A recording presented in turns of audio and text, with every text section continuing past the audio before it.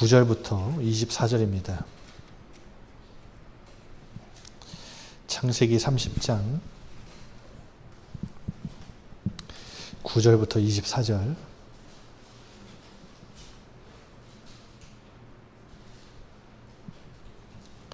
창세기 30장 9절부터 24절입니다. 저와 여러분이 한 절씩 교독하겠습니다. 레아가 자기의 출산이 멈춤을 보고 그의 시녀 실바를 데려다가 야곱에게 주어 아내로 삼게 하였더니 레아의 시녀 실바가 야곱에게서 아들을 낳으며 레아가 이르되 복되도다 하고 그의 이름을 가시라 하였으며 레아의 시녀 실바가 둘째 아들을 야곱에게서 낳으며 레아가 이르되 기쁘도다 모든 딸들이 나를 기쁜 자라 하리로다 하고 그의 이름을 아셀이라 하였더라. 밀 거둘 때 루벤이 나가서 들에서 합한 채를 밀어도 그의 어머니 레아에게 드렸더니 라헬이 레아에게 이르되 언니의 아들의 합한 채를 청구하노라. 레아가 그에게 이르되 내가 내 남편을 빼앗은 것이 작은 일이냐? 그런데 내가 내 아들의 합한 채도 빼앗고자 하느냐? 라헬이 이르되 그러면 언니의 아들의 합한 채 대신에 오늘 밤에 내 남편이 언니와 동침하리라 하니라. 저물매 야곱이 들에서 돌아오매 레아가 나와서 그를 영접하며 이르되 내게로 들어와라. 내가 그 내 아들의 합한 채로 당신을 산노라. 그 밤에 야곱이 그와 동침하였더라. 하나님이 레아의 소원을 들으셨으므로 그가 임신하여 다섯째 아들을 야곱에게 낳은지라. 레아가 이르되 내가 내 시녀를 내 남편에게 주었으므로 하나님이 내게 그 값을 주셨다 하고 그의 이름을 이사가리라 하였으며 레아가 다시 임신하여 여섯째 아들을 야곱에게 낳은지라. 레아가 이르되 하나님이 내게 후한 선물을 주시도다. 내가 남편에게 여섯 아들을 낳았으니 이제는 그가 나와 함께 살리라 하고 그의 이름을 스불론이라 하였으며 그 후에 그가 딸을 낳고 그의 이름을 디나라 하였더라. 하나님이 라헬을 생각하신지라. 하나님이 그의 소원을 들으시고 그의 태를 여셨으므로 그가 임신하여 아들을 낳고 이르되 하나님이 내 부끄러움을 씻으셨다 하고 그 이름을 이스라엘이라 하니 여호와는 다시 다른 아들을 내게 더하시기를 원하노라 하였더라. 아멘.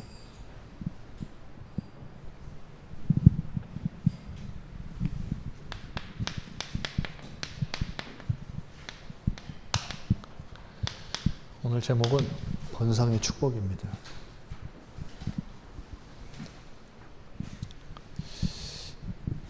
야곱이 자기 삼촌 라반의 집에 가서 하란에 20년을 머뭅니다. 총 20년을 머무는데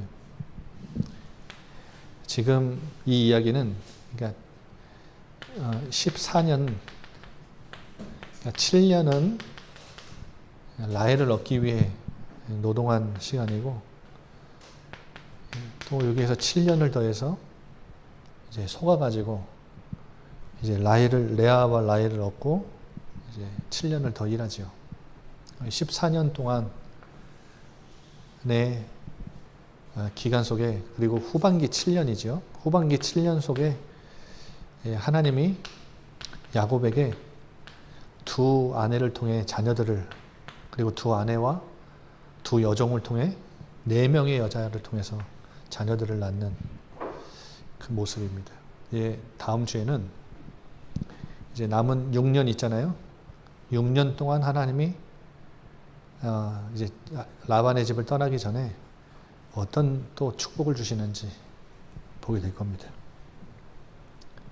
근데 여러분 지난주에 이어서 계속해서 무슨 경쟁이 지속되죠? 출산 경쟁이에요. 라헬이 자기가 아이를 못 낳으니까 언니는 4명이나 아들을 낳았단 말이에요. 그러니까 얼마나 분이 터져요. 그래서 자기 여종을 데려다가 아들을 낳죠. 둘을 낳죠.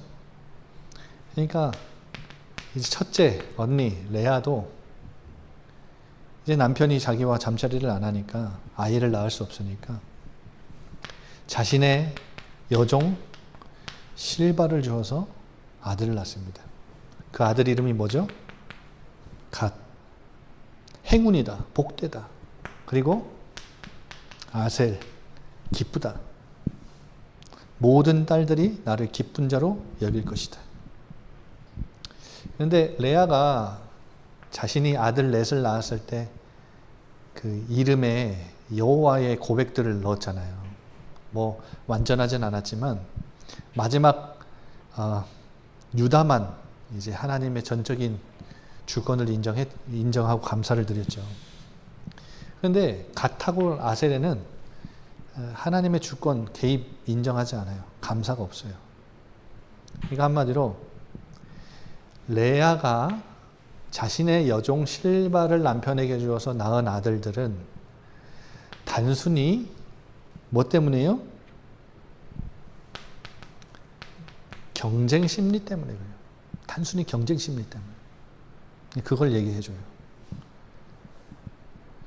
그러니까 그동안 아들 넷이나 낳았는데 남편은 여전히 자기 동생 라헬만 사랑해. 얼마나 소외감을 느끼고 박탈감을 느끼고 외로움을 느끼고 자존심도 상하고.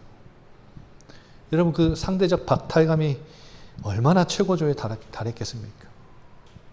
그러니까 자기도 자기 동생 아들이 넷이나 있으면서도 자기 동생이 했던 방식 그대로. 또 레아가 또 여종을 주니까 또 야곱은 여종에게 들어가는 거 보세요. 못할 짓이죠. 근데 여러분 이 출산 경쟁에서 이 두 여자의 갈등이 최고조의 절정에 다루는 사건이 하나가 발생합니다. 그게 바로 오늘 나오는 합환체 사건이에요. 합환체. 이 발음도 어렵니다. 합환체.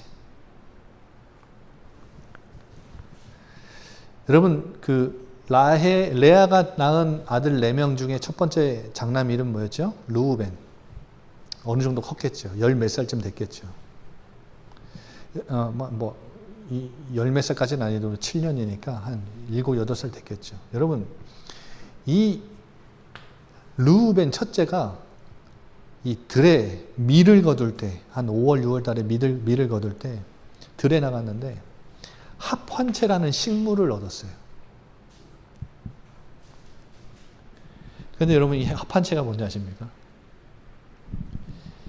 합환체가 뭐냐면 이 성욕을 자극시키는 그 식물이에요. 그러니까 최음제입니다. 최음제.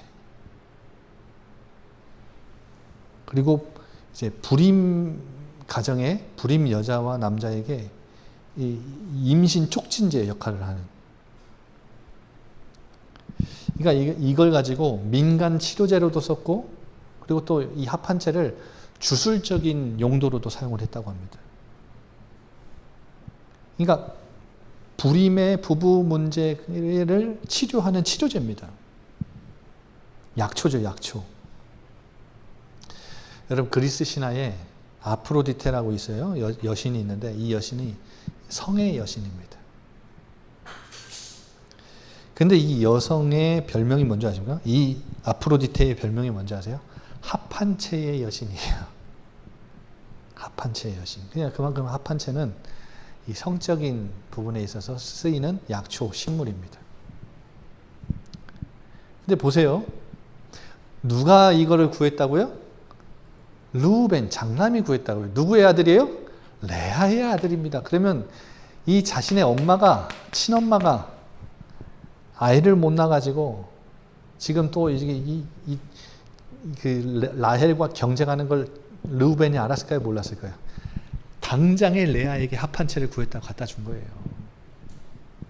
어머니 더 이상 괴로워하지 마시고 자녀를 더 낳으소서. 이걸 이용해서 그랬겠죠.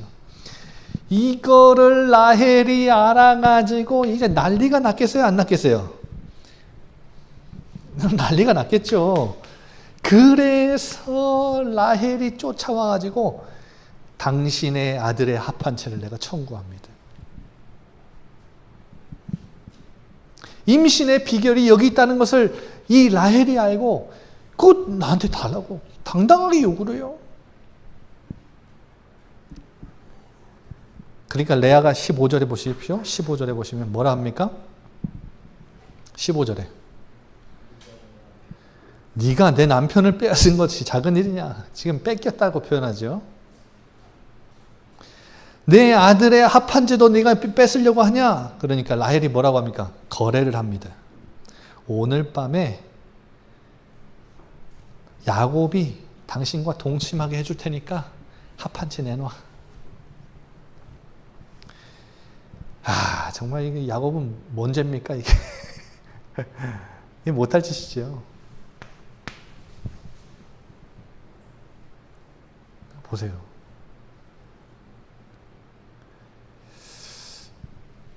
그래서 결국은 야곱이 레아에게 들어가서 두 아들과 딸 하나를 낳습니다. 그 아들들의 이름이 뭡니까? 이삭을. 내가 내 여종 실바를 준 값을 하나님이 치러주셨다. 정말 그렇습니까? 아닙니다. 라헬을 이겨보려고 수단 방법 가리지 않고 경쟁 심리 속에서 자신의 여종을 자신의 동생이 여종 준 것처럼 똑같이 준 거 아닙니까? 그러면서 뭐 하나님이 값을 치러줬다고요? 자기 해석이지요. 그리고 낳은 아들이 스불론. 이제는 그가 나와 함께 할 것이다. 함께 살 것이다. 여러분 그가 누굽니까? 하나님입니까? 아닙니다. 야곱. 이제 내가 6째 아들까지 낳았으니 야곱이 나와 함께 할 것이다. 착각이죠. 남편이 나를 존중할 것이다. 여러분 끝내 얻었습니까? 못 얻었습니까? 남편의 사랑 못 얻습니다. 그리고 딸 디나를 낳죠. 딸들이 또 있었을 것이라고 추정하긴 하는데 디나가 나온 이유는 나중에 34장에 보면 디나 사건이 나옵니다. 그냥 그 사건에 등장하기 때문에 디나를 레아가 낳았다고 이렇게 얘기를 하는 거죠. 그리고 라헬도 결국은 누구를 낳습니까? 요셉을 낳습니다.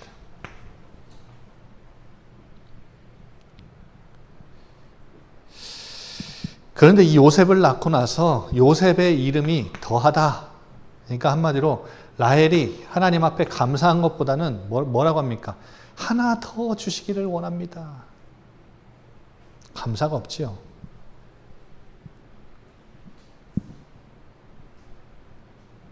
그동안 라헬이 얼마나 시기와 질투와 수치심, 아들이 없는 것에 대한 수치심에 얼마나 괴로웠는지 그 날들을 가늠해 볼 수가 있지요. 그런데 여기서 주목해 보셔야 될 것은 22절입니다. 자신의 언니의 합한 채를 뺏은 결과로 아들을 낳았습니까? 라헬이 야곱의 사랑을 독차지한 결과로 아들을 낳았습니까? 22절 하나님이 라헬을 뭐 하셨다? 생각하셨다. 하나님이 그를 불쌍히 여기셨다. 남편의 사랑은 얻었지만 아들이 없는 라헬이 얼마나 또 소외받고 그 고통 속에 살았는지 하나님이 그를 불쌍히 여기셨기 때문에 태문을 열어주셨다. 그리고 레아가 자신의 실바를 여종을 준 값으로 하나님이 이 자신의 행위 때문에 아들을 주셨습니까? 17절 보세요. 17절. 하나님이 레아의 뭘 들으셨다고요? 소원을 들으셨다. 그러니까 하나님이 응답하신 결과라는 겁니다. 네가 뭘 해서 준 게 아니라 하나님이 응답하신 거다. 라헬이 뭐 잘해서 준 게 아니라 하나님이 생각해서 주신 거다.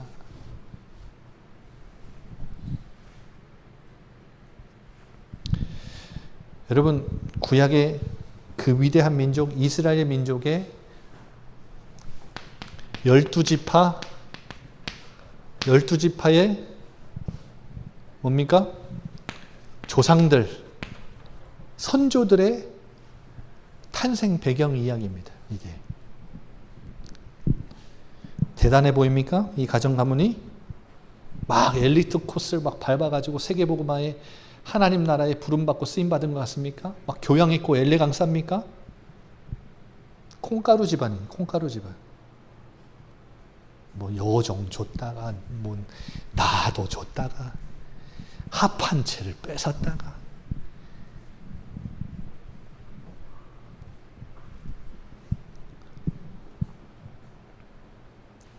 여러분 집안은 어떻습니까? 세계복음화, 제주복음화 할 만큼 엘레강스합니까? 엘리트 코스 교양 있는 교육을 잘 받아서 뭐 되게 뭔가 제주복음화 할 만큼 세계복음화 할 만큼 뭔가 갖춰져 있는 가정 가문 같습니까? 여러분, 이 집안 엉망진창이잖아요. 온갖 수단 방법, 인본주의 다 동원하잖아요. 인간적 욕망이 충만해요. 심각한 갈등 구조 속에 빠져있는 콩가루 집안인데 왜 이 집안을 하나님이 사용하셨냐?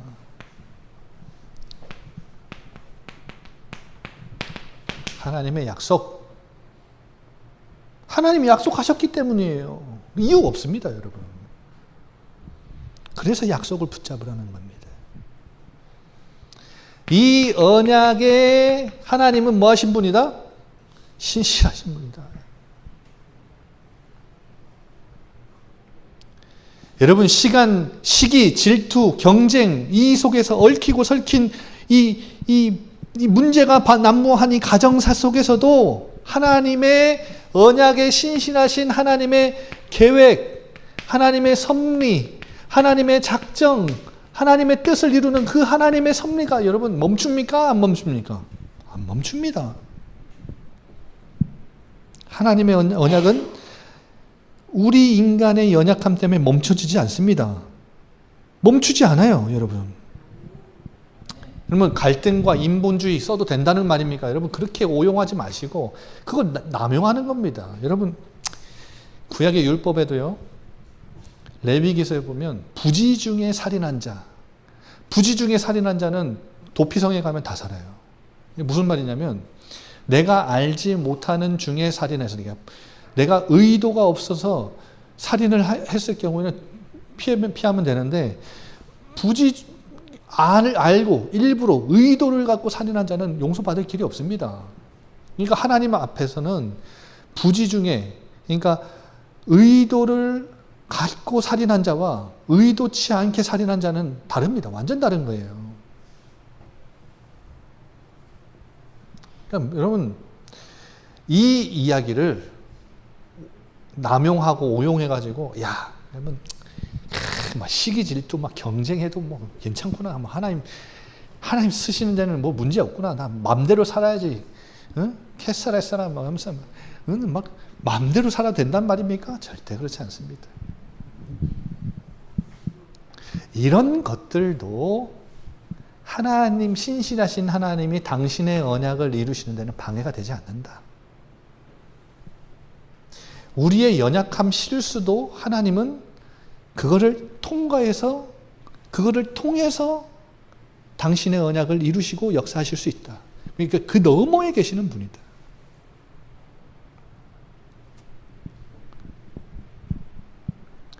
여러분, 이 모든 과정 속에서 오직 하나님만 다 신실하게 변함없이 약속을 이루고 계시는 거 보이지 않습니까?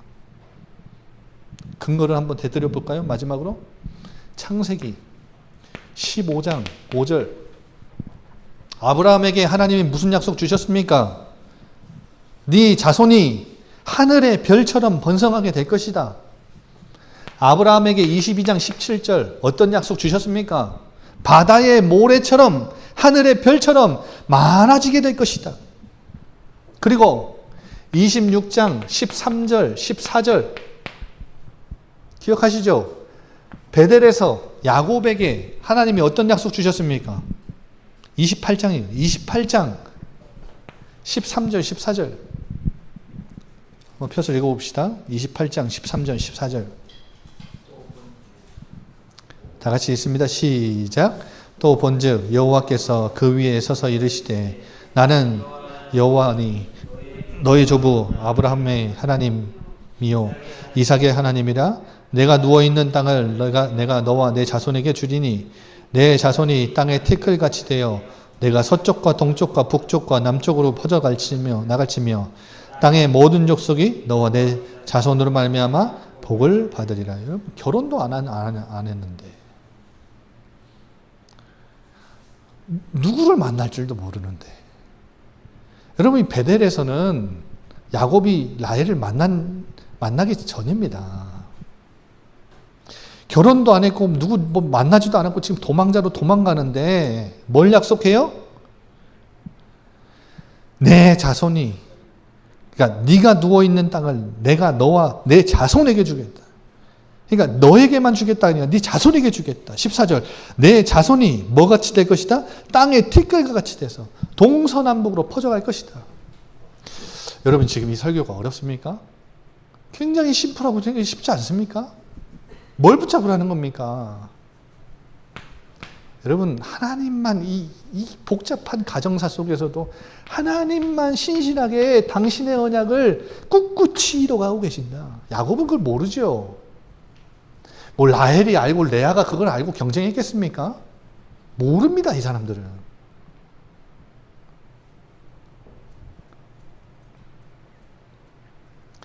여러분 오늘도 우리 하나님은 신실하신 하나님은 당신의 언약을 이루고 계신다는 사실을 잊지 마십시오. 오늘 이 밤에 그걸 붙잡으시라. 제가 또 말씀드리죠. 하나님의 언약은 두 가지입니다. 예수 그리스도가 가져오신 하나님 나라.